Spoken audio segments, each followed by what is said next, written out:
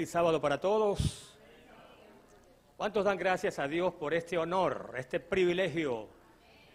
Día sábado en la casa de Dios, listos para escuchar la presentación de su santa palabra.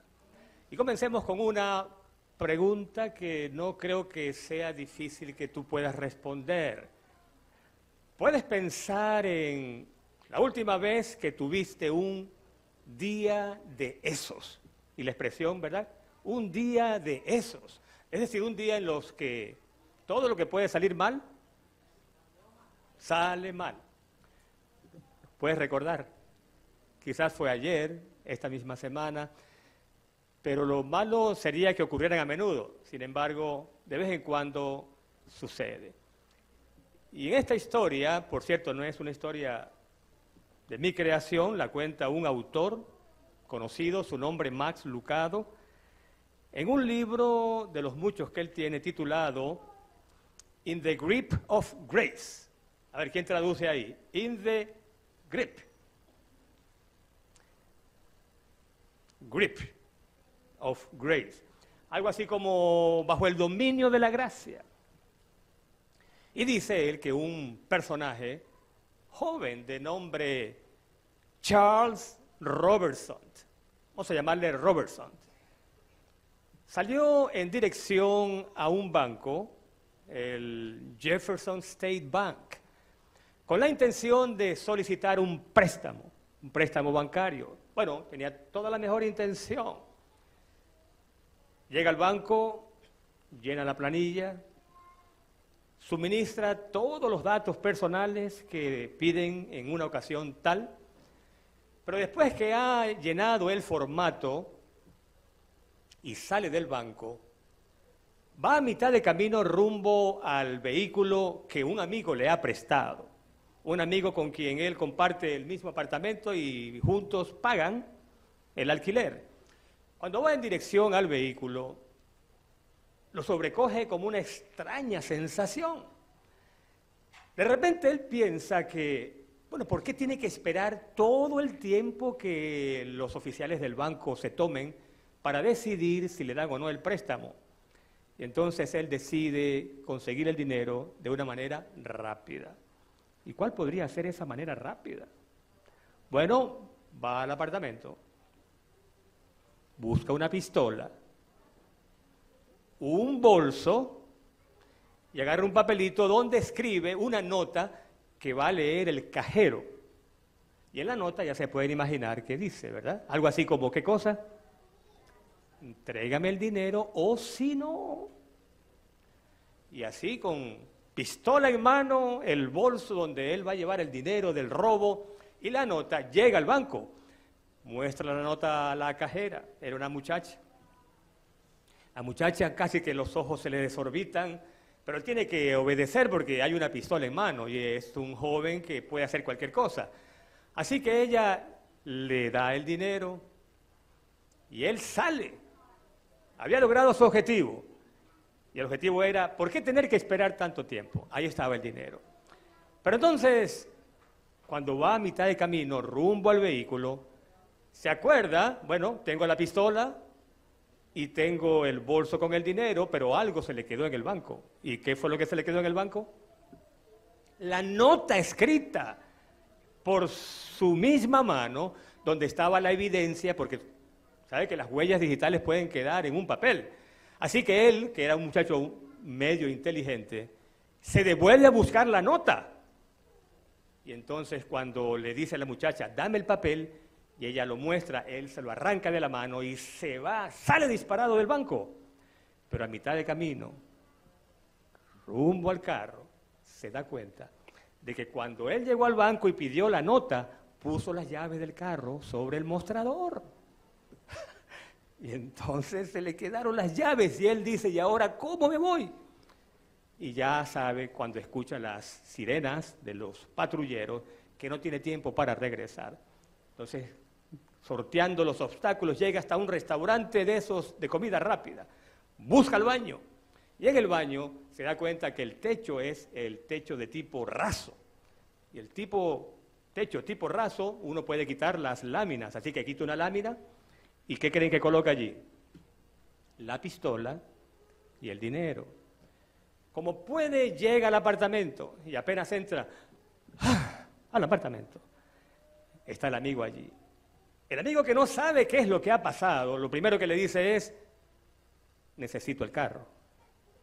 Y entonces Robertson, no haya que decir. Y lo primero que dice es, el carro. Oh, el carro. Me lo robaron. ¿Te robaron el carro? Sí, me lo robaron. ¿Y llamaste a la policía? No, no llamé a la policía. Pero eso es lo primero que uno hace, llamar a la policía. Y agarra el teléfono, ¿y qué creen ustedes que hizo? Llama a la policía.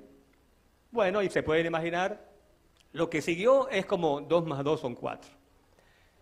Porque la policía llega al banco, le dicen que las llaves de un carro están sobre el mostrador, buscan en el estacionamiento, el carro está como a media cuadra del banco, entran al carro, ubican por la placa al dueño y ¿a dónde fueron a parar?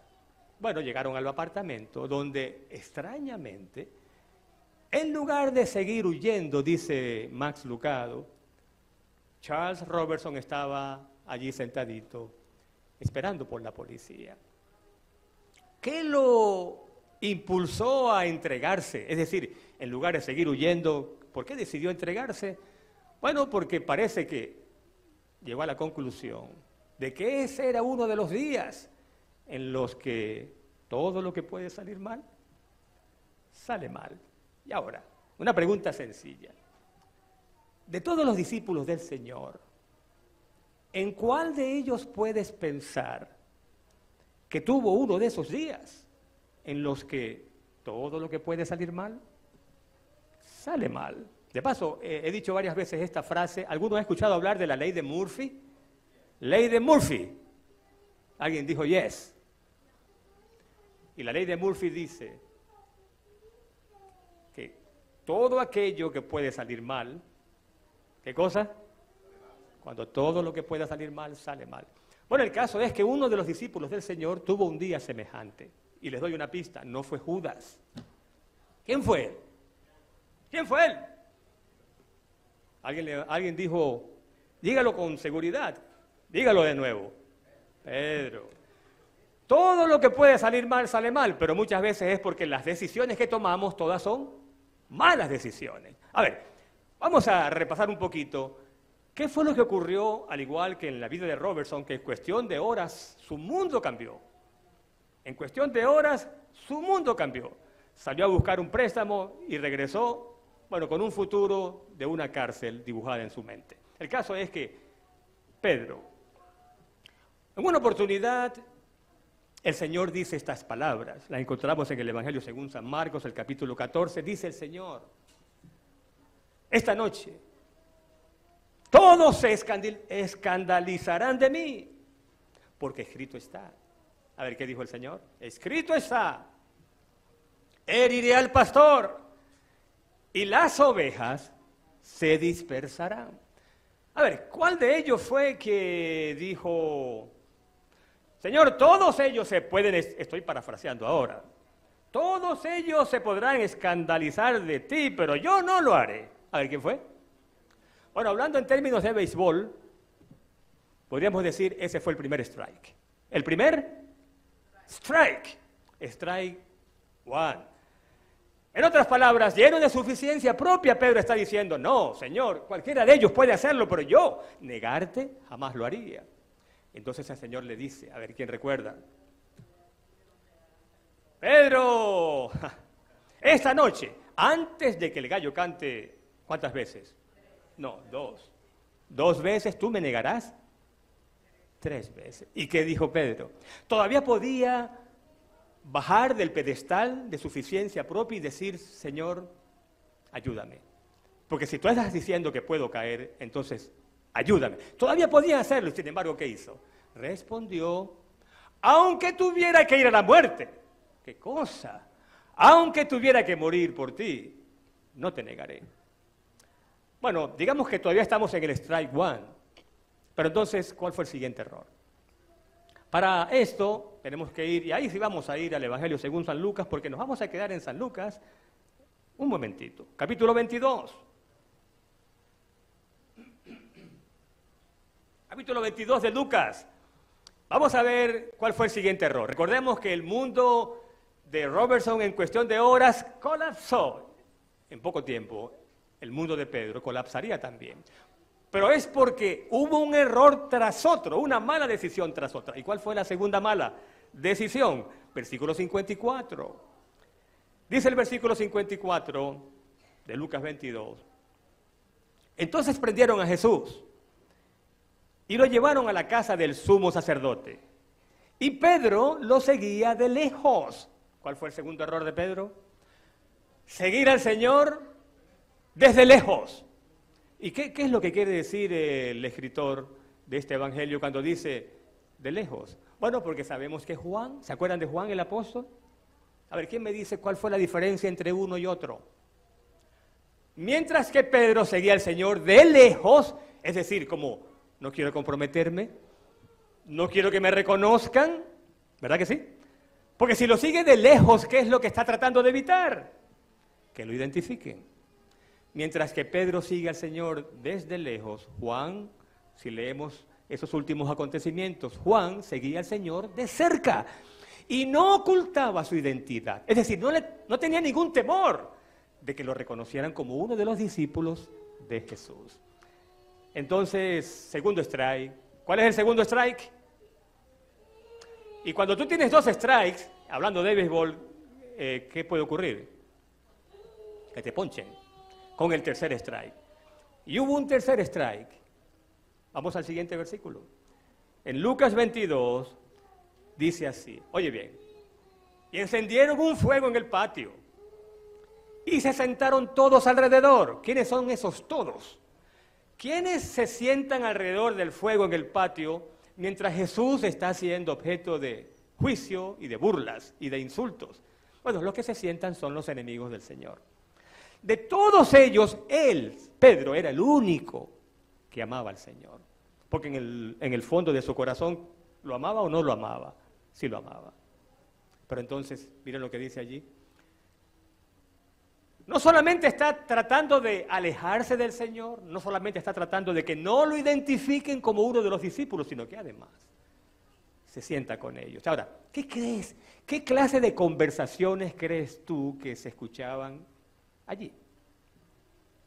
Gente mundana, gente que no cree en el Señor, gente que está celebrando el hecho de que ha sido apresado, ese impostor, y ahora está siendo juzgado.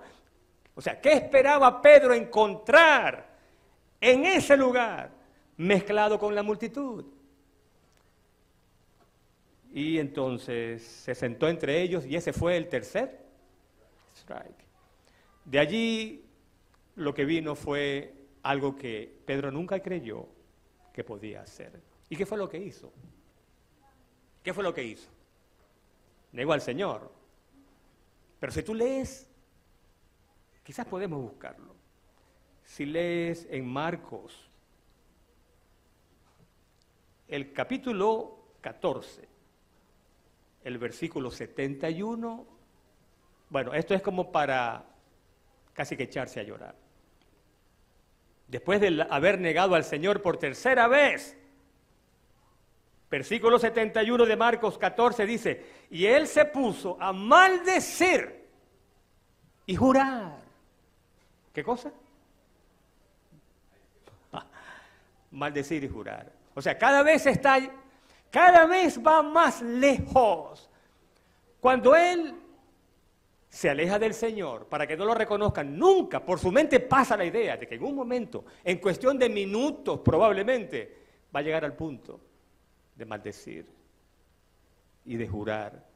O sea, un intento de decirle a la multitud, miren cómo yo hablo. Yo no hablo como uno de ellos. Yo no soy como uno de ellos, porque si fuera uno de ellos no estaría maldiciendo de esta manera. Y sin embargo, lo reconocieron.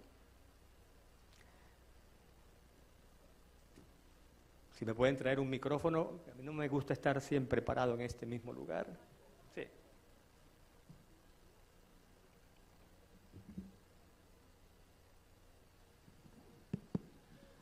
¿Cuál es la lección? Recordemos, ¿cuál fue el primer error de Pedro? creer que cualquiera podía negar al Señor, pero que Él nunca lo haría. Segundo error, segundo strike, no quería ser identificado como uno de los discípulos y por lo tanto, mientras Juan estaba tan cerca del Señor como podía, él estaba tan lejos de su Señor como podía. Y número 3, se mezcló con la multitud. Ahora, yo recuerdo haber leído que el Señor le dice a Pedro en un momento dado, Satanás te ha pedido para zarandearte como a trigo. Y zarandear es sacudir. Satanás ha pedido zarandearte como se zarandea el trigo. Y recuerdo haber leído al Señor decir, pero yo he orado por ti, para que tu fe no falte. Ahora, el Señor está advirtiéndole a Pedro que le espera una prueba dura. De antemano se lo está diciendo, ¿o no? Oiga, cuando te dicen, o cuando de alguna forma el Señor te transmite la idea, de alguna forma, o el Espíritu te habla al corazón y te dice, te espera esta noche una prueba bien dura. ¿Qué haces tú? ¿Qué haces tú? Aunque tenga que morir, yo no voy a hacer eso. No, tú no haces eso. ¿Qué haces? A ver. Con mayor, si el Señor es quien me está avisando, entonces yo tengo que tomar algunas medidas. Y si el Señor me dice, vela, yo no voy a dormir, voy a velar. Pero en el Getsemaní, en lugar de velar, ¿qué fue lo que hizo Pedro? Dormir. Bueno, también los demás discípulos durmieron, así que esa no se la vamos a contar como un strike. Pero cuando tú eres advertido de que te espera una prueba, lo primero que tú haces es buscar a quién. ¿La ayuda en quién? Buscar ayuda en Dios. Y tú no te levantas de las rodillas, o si te levantas es para tomar oxígeno y seguir orando, pidiéndole a Dios que te proteja, que sus ángeles estén cerca de ti, que formen un muro de contención a tu alrededor. Lo menos que tú haces es decir, no, yo nunca haré eso, porque es lo primero que vas a hacer. Pero la pregunta sigue en pie. ¿Oró el Señor? Porque si el Señor promete que va a orar por ti, ¿será que Él ora por ti? ¿O Él se le olvida orar? Como a veces le decimos a alguien, voy a orar por ti. No, yo cuenta con mis oraciones, pero a veces no lo hacemos. ¿Verdad que sí? Sí, yo voy a orar por ti, claro, por esa enfermedad, por ese problema, pero a veces no lo hacemos. Pero cuando Cristo dice, yo estaré orando por ti, cuenta con que Él lo va a hacer. Y ahora la pregunta es, ¿cómo puede ser que Cristo advierte a Pedro y Cristo le dice, voy a estar orando por ti, y sin embargo cayó? La oración del Señor no prosperó. La oración del Señor no fue efectiva. ¿Alguien podría atreverse a decir eso? ¿Cómo puede ser que, aun cuando es Jesucristo el que está orando, la persona caiga de todas maneras? ¿Cómo lo explicas tú? ¿Y por qué es importante esto y por qué me estoy deteniendo aquí? Porque a todos nos esperan pruebas, ¿o no? Nos esperan pruebas. ¿Va a estar el Señor orando por ti y por mí en medio de la prueba? Sí. Y sin embargo, ¿podría ser que cayéramos? ¿Sí o no? Sí, ¿verdad? Ahora, escucha esta cita. ¿Cuántos conocen el libro Palabras de vida del Gran Maestro? Ok. Cita tomada de la página 120. Vamos a escuchar esta cita porque me interesa a ti y me interesa a mí. 120. El Señor no podía librarlo de la prueba, pero sí podía salvarlo de la derrota. Ajá. Eso está bueno. Hay que repetirlo. Voy a leerlo de nuevo. El Señor no podía librarlo de la prueba, pero sí podía salvarlo de la derrota. ¿Qué se nos está diciendo allí? ¿Cómo? Pero uno puede decir, pero Señor, ¿y por qué no me libras de la prueba? Sabiendo que puedo caer. ¿Por qué no te libra de la prueba? ¿Por qué no me libra? ¿Por qué no puede hacerlo? A ver. Recordemos que estamos en un conflicto, y es un conflicto eterno, bueno, no eterno, es un conflicto de los siglos, milenario. En el conflicto de los siglos entre el bien y el mal, si cuando viene la prueba, el Señor te escuda para que no seas probado, ¿qué puede decir con sobrada razón el enemigo de las almas? ¿Qué puede decir? A ver. Lo mismo que dijo con respecto a Job. Él no te maldice porque lo tienes rodeado de bendiciones. Quítale las bendiciones y verás cómo te maldice. ¿Nos estamos entendiendo, sí o no? No te puede librar, no nos puede librar de la prueba, pero sí de la derrota. ¿Y qué es lo que cuenta más? Ser librados de la derrota. En otras palabras, no tienes por qué caer. No hay necesidad de que caigas. ¿Por qué razón? Bueno, la siguiente cita nos da la respuesta, pero esta es en la página 122. Escucha esta cosa tan preciosa. Aquí lo que hay es pura dinamita en esta cita. Dice así: todas las fuerzas del mal. Todas las fuerzas del mal. O sea, todos los demonios juntos, aliados, atacándote, dicen, no tienen poder para vencer un alma que con fe sencilla se apoya en Cristo. ¡Wow! Eso hay que repetirlo. Todas las fuerzas del mal no tienen poder para vencer un alma que con fe sencilla se apoya en ¿quién? Alabado sea el Señor. No hay nada que temer. Oh, sí. Hay algo que temer.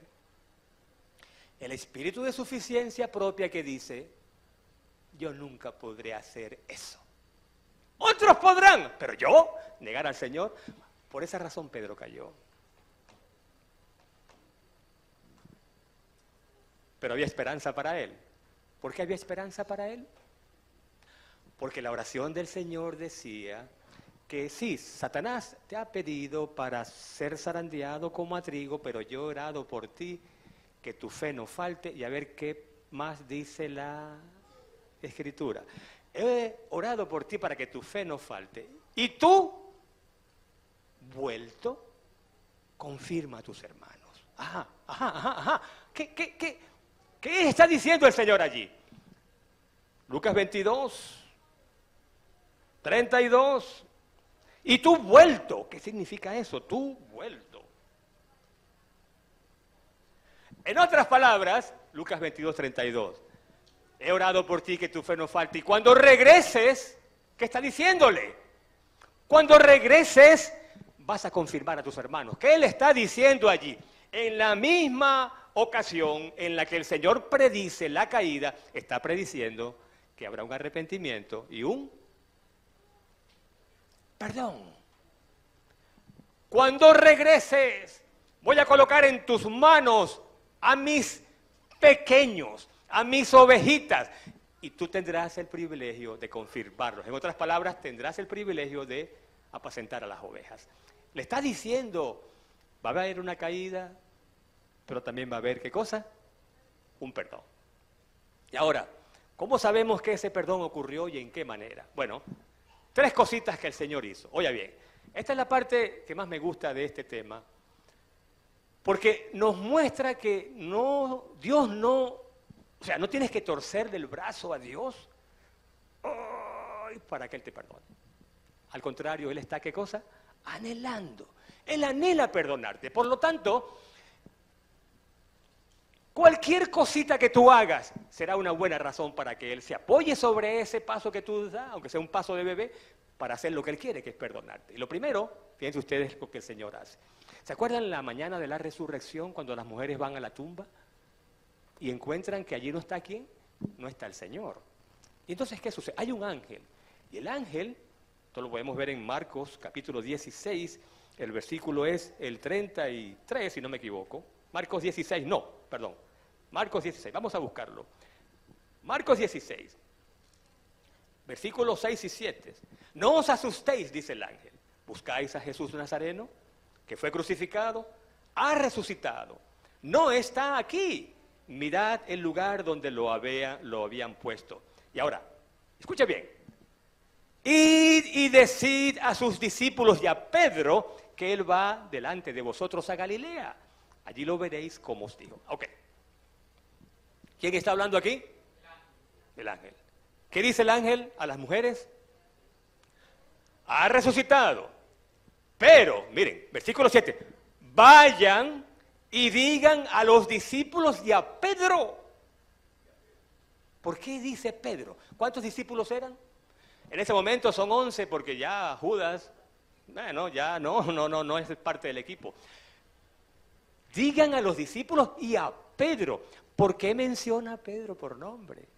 Qué interesante eso. ¿Por qué no dice, vayan y digan a los discípulos y a Juan? Porque Juan se mantuvo fiel, ¿sí o no? Juan se mantuvo fiel, pero el ángel no dice, díganle a Juan. Díganle a Pedro. Interesante eso. ¿Por qué menciona a Pedro por nombre? Ok. ¿Cómo creen ustedes que Pedro debe haberse sentido después de negar al Señor? ¿Cómo creen que puede haberse sentido? ¿Después de haber negado? ¿Después de haber negado?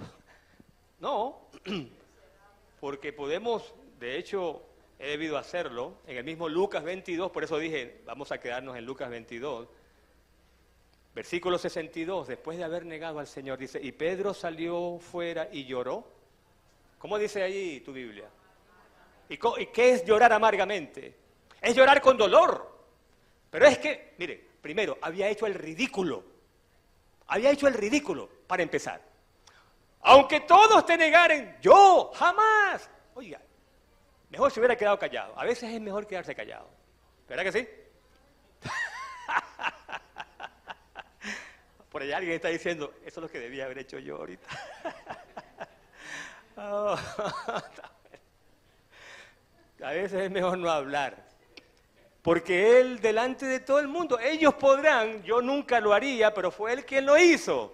Oiga, qué mal. Pero además de eso, la Biblia dice, en la Biblia hay pasajes que uno a veces pasa por alto y dicen tanto. Antes de ese versículo está el 61. Dice la Biblia que en un momento dado, cuando Pedro niega al Señor, por tercera vez el gallo canta. Versículo 61. Entonces el Señor volvió y miró a Pedro. ¿Se acuerdan? El Señor, ¿qué significa que volvió?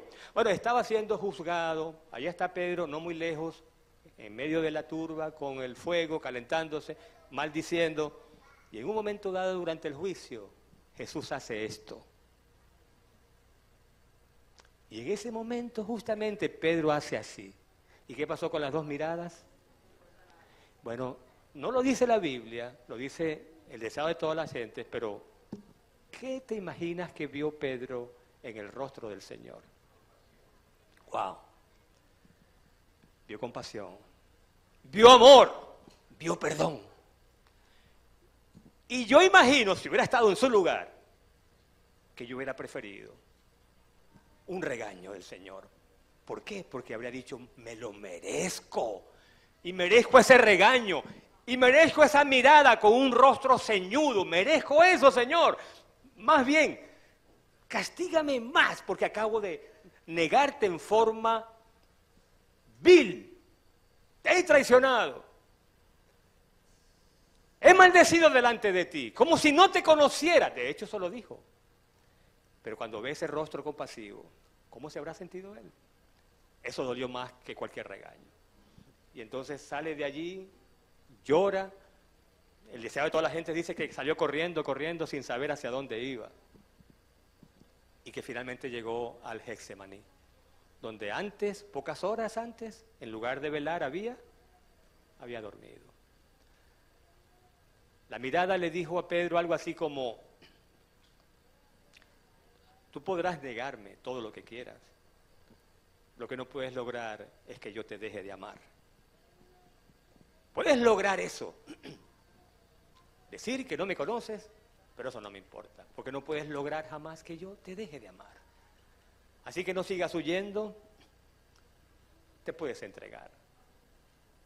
Y ahora te pregunto, ¿qué significa entregarse? En ese momento, ¿qué era lo que Pedro tenía que hacer? O sea, tenía que flagelarse, tenía que torturarse, tenía que pagar penitencias para que el Señor lo aceptara. La mirada ya decía que el perdón estaba allí, solamente que él tenía que tomarlo y apropiarse de él. Pero aparte de eso, ahora dice el ángel, ¿qué fue lo que dijo el ángel? Vayan y digan a los discípulos, ¡y a Pedro! ¿Por qué a Pedro?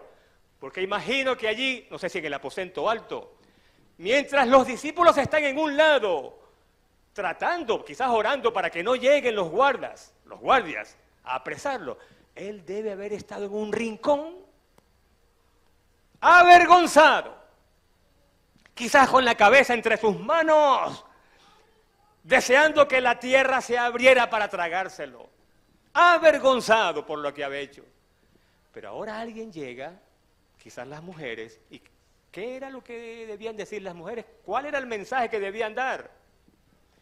Digan a los discípulos, y yo imagino que las mujeres llegan, ahora estoy imaginando, no está en la Biblia, que las mujeres llegan y el mensaje es, vimos a un ángel, el sepulcro está vacío, y el ángel nos dice que el Señor no está allí, que tal como Él lo prometió, porque ya lo había prometido antes, de que iría delante de ellos a Galilea, Él va delante de ustedes y los está esperando en Galilea. Pero dijo algo más, nos dijo que le avisáramos a...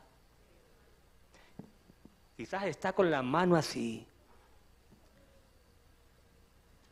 ¿Verdad? Cuando uno está adolorido, triste, avergonzado. Y cuando dicen, díganle a los discípulos y a Pedro, ¿qué debe haber hecho Pedro? ¿Verdad? ¿Está así? Díganle a Pedro que él va adelante. O sea, ¿qué puede haber entendido él? Díganle a Pedro, ¿será que me quiere regañar? No puede ser, porque la mirada decía otra cosa. La mirada hablaba de compasión, hablaba de amor y hablaba de perdón.